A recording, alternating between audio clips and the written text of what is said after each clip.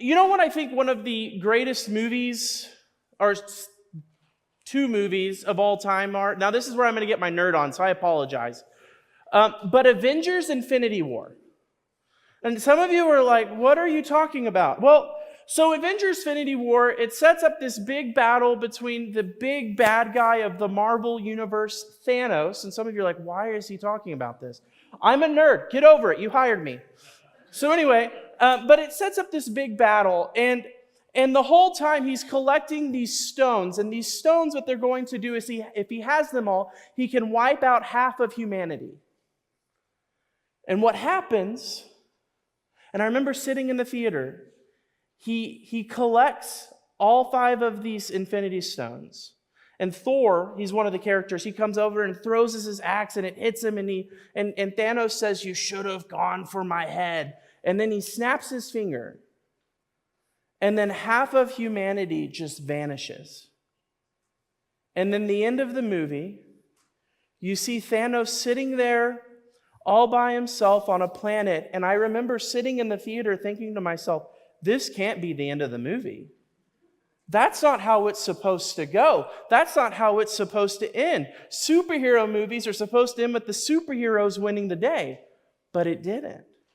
And then we had to wait a whole nother year to get the resolution, and it leads to this final battle. And Thanos is back, and everybody's there, and it looks like all is lost. And then you see Captain America. Everybody loves Captain America, right? He hears on his intercom, and it says, "On your left." And then all of a sudden what happens is all of these portals open, and all the heroes are back because they were able to reverse the snap, and all is good and right in the world. But if you look and you watch the beginning of that movie, people think they've been defeated. The heroes are defeated. They're down. They're literally in emotional support groups because of what happened. And we see that this giant was bigger than anything they ever imagined. How could Earth's mightiest heroes fall to such an enemy like that? And this morning, I want us to talk about a giant that brought Israel to its knees. A giant that was so big and massive that even the mighty King Saul would not meet him in battle. See, because what we need to know is that Israel is at war with the Philistines. And they've set up their lines, they've set up their tents, they've set up their camp, and they're ready to go to war. But the Philistines have a trump card. They have a giant named Goliath. And Goliath was massive. They give the measurements, and I'm not good at math, but just know he was tall. And he was there, and he challenged Israel. And they said, if any Israelite can come and beat me in one-on-one combat, not only will you win the war, but we will become your servants, or we will become your subjects. We will become Israelites. You will rule over us. And of course, the Israelites look at this monster of a man and they shudder in fear. They start thinking to themselves, all is hopeless, because I'm sure the opposite is true.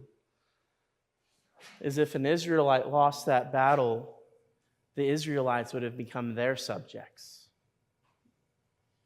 And so they didn't know what to do, and they're terrified. And then we flash back over to another side, and we see young David. He's Jesse's youngest son, and his father has sent him on his way to deliver some supplies and to find out what's going on in the war front. And so he goes on his way to check with his brothers, but while he's there, he starts hearing people talking. And of course, he sees this mighty man standing over there challenging Israel. And he sees the fear on the men's eyes and the fear in the men's faces. And so what does he do? He starts to ask questions. Who is this man that defies God? Who is this man that defies our mighty God? And so he starts to ask questions, and he finds out all are fearful. And that's where we're going to pick up in our text. So if you'll turn with me over to 1 Samuel chapter 17. We're going to start out with 25 through 33, but keep your Bibles open.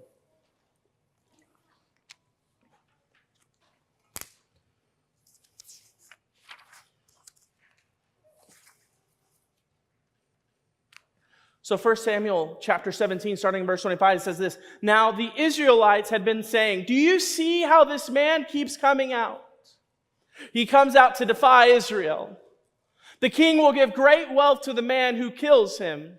He will also give him his daughter in marriage and will exempt his family from taxes in Israel.' David asked the man standing near him, 'What will be done for the man who kills the Philistine and removes this disgrace from Israel? Who is this uncircumcised Philistine that he should defy the armies of the living God?' They repeated to him what they had been saying and told him, 'This is what will be done for the man who kills him.' When Eliab, David's oldest brother, heard him speaking with the man, he burned with anger and asked, 'Why have you come down here? And with whom did you leave those few sheep in the wilderness? I know how conceited you are and how wicked your heart is. You came down here only to watch the battle.' 'Now what have I done?' said David. 'Can't I even speak?' He then turned away to someone else and brought up the same matter, and the man answered him as before.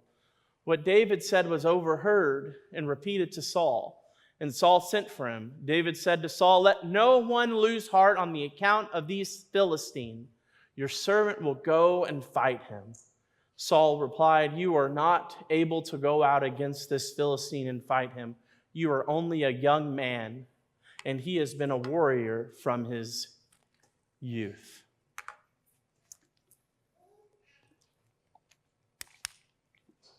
So Goliath has come out to defile Israel, but we're told there's an excellent reward. And I don't know about y'all, if somebody offered me free taxes, I'd probably go for it. There's my one joke of the day. But there's this excellent reward. You will gain great wealth. And not only that, you will get to marry one of the king's daughters, and you will never pay taxes, and you'll have this status and this standing within the kingdom. And so David is hearing all of this, and then all of a sudden his brother sees him. And his brother says, "Hey, I know you are arrogant and wicked. You only came here to see the battle. You don't care about anything else. You are so arrogant. But I also wonder," and we don't pick this up in the Bible, so maybe it's not there, but it made me wonder, could this brother care about his brother's well-being? Why are you here? And I have some of you shaking their head no, and it's possible. And I was thinking about this because if you see this giant Philistine over here is literally saying, "Hey, whoever comes, if you beat me, we'll be your subjects, but if I win," I would assume the same has to be said as well. You will be subjects as well. But David didn't hear that. David heard a brother that is angry with him, that thinks he's just conceited and arrogant. And I love what the brother said. "Who did you leave your few sheep with?"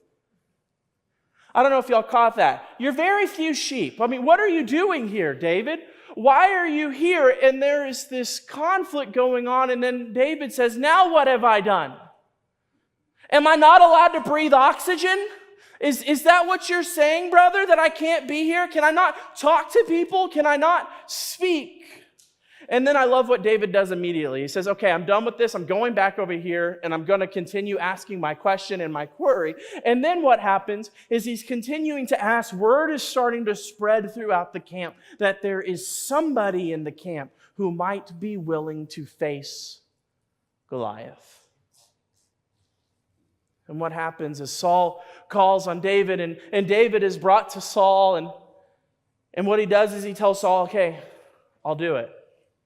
I'll face this giant. I'll do it." And of course, then the fear of King Saul comes in. The fear that everything is riding on this, realistically in his eyes, he says young man, but little boy. That's what you're telling me. You are just a young, little, innocent boy, it's impossible. See, King Saul didn't want to fight his own battle. He needed somebody else to fight it for him, but he wasn't sure that David was the right man for the job. Because David looked little and feeble in the eyes of a giant king, and looked even more feeble when he thought about the giant across the line. But for David, he was anointed, but it's hard to grasp, and for him it had to be hard to think or come to grips with how is he going to get from being a shepherd to the king of Israel. What was the step? There's a lot on the line, but for David, this became the way that God would use it to move him into the position that he would step into to eventually become king. There's a lot on the line here. Israel is on the line, and the king is scared. And I feel like there are moments that we feel just like the king. There are moments whenever we have so much fear in us that we don't know what to do, and we shudder and we stop and we stay still and we do nothing, or we do too much. Because let's face it, we face giants everywhere in our lives, and there are some of them that make us shudder when they come across the line and they challenge us day after day. And realistically, like the king, we wish somebody would come and fight our battles.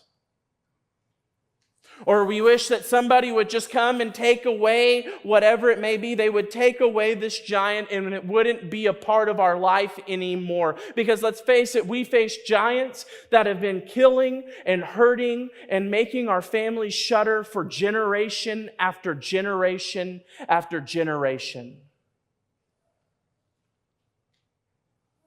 And for many of us, we just ignore those giants. We face generational struggles like alcoholism, addiction, marital problems, whatever it may be, not having a good example of what that anything should look like growing up in the home. And so what happens is you continue on the pattern over and over and over again, and then you get to the point where there's nothing I can do about it. This giant's just going to be here, and it's going to rule and crush my life no matter what. And maybe we become like the king, thinking if we ignore it, or maybe somebody else will come in and fight my battle, that I can avoid it. But the giants we face, they bring us to our knees and make us want to crawl into a ball. And we feel like there is no hope and no future. Because truthfully, we can relate to the king. I think we can all relate to the king. We've all been there, but maybe there's more we can learn from David. Maybe what we need to do is we need to learn about the faith that David had in our God and realize that our God is bigger than any giant that may come, whether his name's Goliath or whatever it may be. Because the giants in our life, they must fall. And so we'll pick back up in our text, and starting in verse 33, and we're going to be going through 58. And it says this, "But David said to Saul, 'Your servant has been keeping his father's sheep. When a lion or a bear came and carried off a sheep from the flock, I went after it and I struck it and rescued the sheep from its mouth. When it turned on me, I seized it by its hair and struck it and killed it. Your servant has killed both lion and the bear. The uncircumcised Philistine will be like one of them because he has defied the armies of the living God. The Lord who rescued me from the paw of the lion and the paw of the bear will rescue me from the hand of this Philistine.' And Saul said to David, 'Go, and the Lord be with you.' Then Saul dressed David in his own tunic. He put on a coat of armor on him and a bronze helmet on his head. David fastened on his sword over his tunic and tried walking around because he was not used to them. He said, I cannot go in these. He said to Saul, because I am not used to them. So he took them off. Then he took off his staff, took his staff in his hand, chose 5 smooth stones from the stream, put them in his pouch of his shepherd's bag, and with his sling in his hand, he approached the Philistine. Meanwhile, the Philistine with his shield bearer in front of him kept coming closer to David. He looked at David over and saw that he was little more than a boy, glowing with a helmet and handsome, and he despised him. He said to David, am I a dog that you come at me with sticks? And the Philistine cursed David by his gods. Come here, he said, and I'll give your flesh to the birds and the wild animals. David said to the Philistine, you come against me with sword and spear and javelin, but I come against you in the name of the Lord Almighty, the God of the armies of Israel, who you have defied. This day the Lord will deliver you into my hands, and I'll strike you down and cut off your head. This very day I will give your carcass of the Philistines' army to the birds and the wild animals, and the whole world will know that there is a God in Israel. All those gathered here will know that it is not by sword or spear that the Lord saves, for the battle is the Lord's, and he will give all of you into our hands. As the Philistines moved closer to attack, David quickly ran towards the battle line to meet him. Reaching into his bag, taking out a stone, he slung it and struck the Philistine in the forehead. The stone sunk into his forehead, and he fell face down on the ground.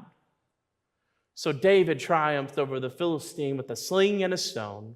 Without a sword in his hands, he struck down the Philistine and killed him. David ran over, stood over him. He took hold of the Philistine's sword and drew it from its sheath. After he killed him, he cut off his head with his sword. When the Philistines saw that their hero was dead, they turned and ran. Then the men of Israel and Judah surged forward with a shout and pursued the Philistines to the entrance of the Gath and the gates of Ekron. Their dead were strewn along the Sharalim road to Gath and Ekron. When the Israelites returned from chasing the Philistines, they plundered the camp. David took the Philistine's head and brought it to Jerusalem. He put the Philistines' weapons in his own tent.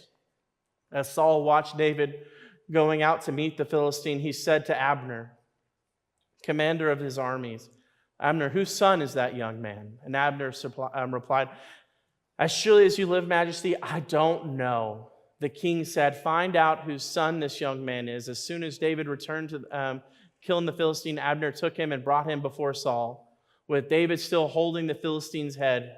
Whose son are you, young man? Saul asked. David said, I am the son of your servant Jesse of Bethlehem.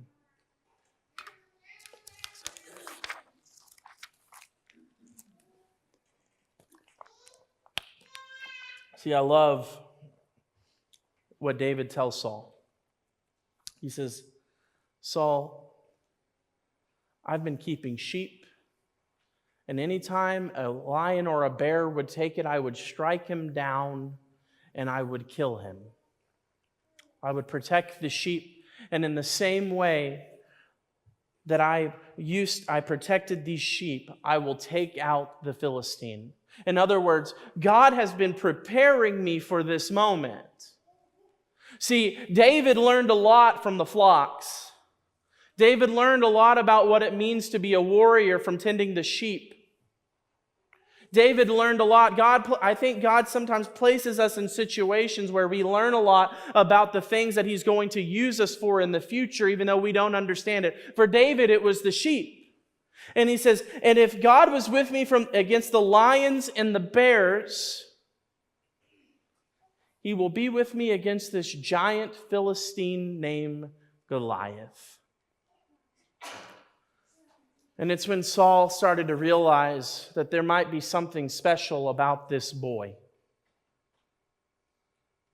He started looking at this David who had faith and realized that God is with him, that the Spirit of God is dwelling with David. And what does he do? He gives him his armor, his helmet, and all of this heavy gear. And what does David start doing? I start thinking about it like this.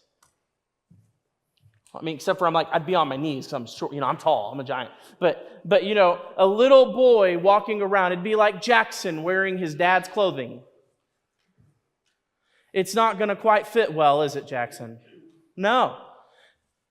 And David says, I cannot wear these. This is not what I have been used to. This is not what God's been preparing me with. And so therefore, I cannot forget the training that God has given me in the field. And it's not going to work with this armor and this giant helmet. I've got to use my staff and my trusty slingshot. Instead of picking up swords, David picked up stones. And so he grabs his sling and the stones and he goes out to meet Goliath on the battle. And Goliath looks at this little boy and says, am I a dog that you come after me with sticks and stones? And David says, you may be large.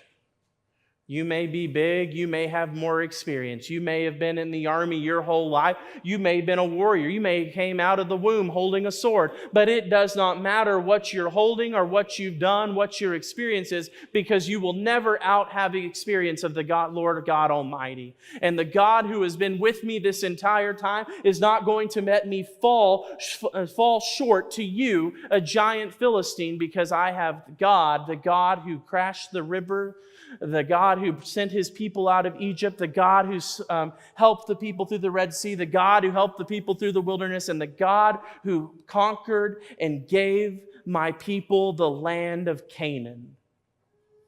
He will protect me.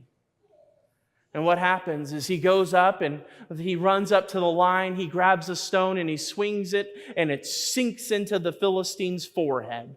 And Goliath is defeated. And what happens is then he goes and takes the Philistine's own sword and cuts off his head. That's pretty gruesome.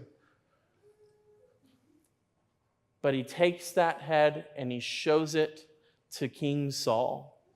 And Saul is amazed and he wants to know, who's your daddy? Okay, who's your dad? Sorry. My bad.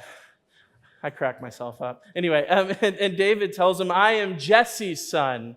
In other words, David doesn't come from a great and noble family. Nobody even knew who he was. And yet God chose the insignificant to push his glory and his will. And because of that, David takes the first big step to becoming king. Do you realize that? That's the moment he leaves from being a shepherd boy into being a part of the king's family. Because David was anointed to be king, but it was not time yet. So this was the first step of many to where David would become King David. But if we're to put it all together, it'd be this. We need to understand that God has prepared us for the giants you will face before you ever come face to face with them. Do you realize that? That there are giants in our lives that must fall because God has prepared us just as he prepared David for Goliath. For David, it was the fields. For you, it's the community. For you, it's the jobs you've been in. For you, it's working and talking and seeing your families go through these things over and over and over again. Sometimes we think the thing that makes these giants unstoppable is maybe the one thing that gives us the ability to defeat them. Experience is a good thing, right? Because God has prepared you with all of the necessary resources you will ever need to conquer these giants. See, David realized where he needed to go was to run to God. Scott was talking about this in the car the other day. I spent a lot of time with Scott. And he was saying, maybe we should learn to be like David because the first place David ever went was God.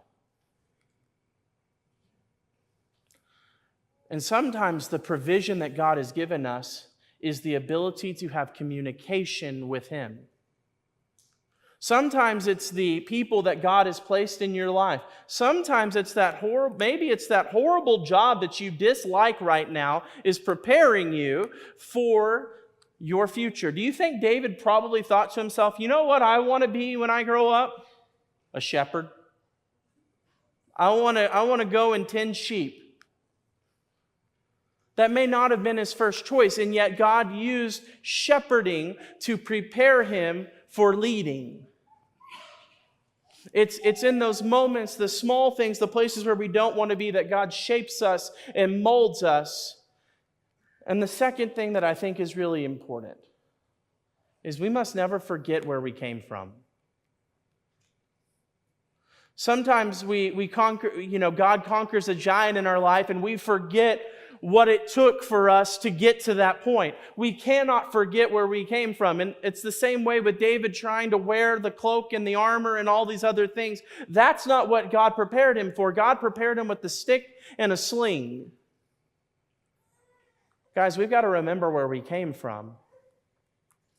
And finally, when we do face those giants of our lives, we have to become like David and learn where we need to run to. We need to stop thinking we have to do all of these things by ourselves. Because by ourselves, every giant is going to destroy you. But when we know who the true provider and the one who gives provision, there is nothing our God cannot do. And so for those of you who are struggling with giants, I would pray that this week you pick up your staff, you pick up your sling, and get on your knees and pray to our true provider.